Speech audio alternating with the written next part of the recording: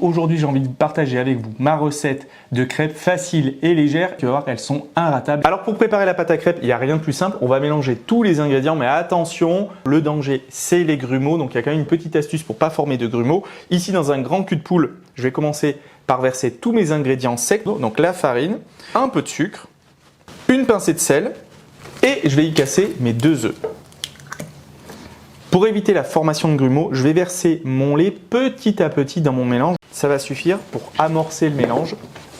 Donc là, j'ai une pâte plutôt épaisse. Et maintenant, je peux y ajouter le reste du lait. Et là, je vais y ajouter le beurre fondu. Puis moi, je rajoute dans ma pâte à crêpes du rhum, parce que ça vient parfumer ma pâte à crêpes.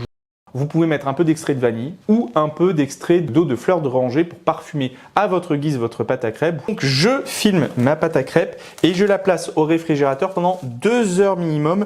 L'idéal vraiment pour une pâte à crêpes, c'est de la réaliser la veille et de la laisser toute une nuit au frigo. Il est maintenant temps de cuire les crêpes. On cuit les crêpes dans une poêle bien chaude. La règle veut que quand on fait des crêpes, la première est toujours ratée.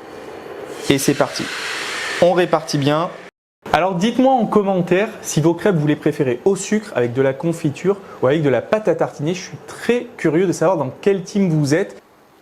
J'en ai réalisé à peu près 10-12, alors tout dépend si vous faites vos crêpes plutôt fines, plutôt épaisses. Elles sont prêtes et on va pouvoir les déguster. Moi j'adore quand elles sont encore chaudes.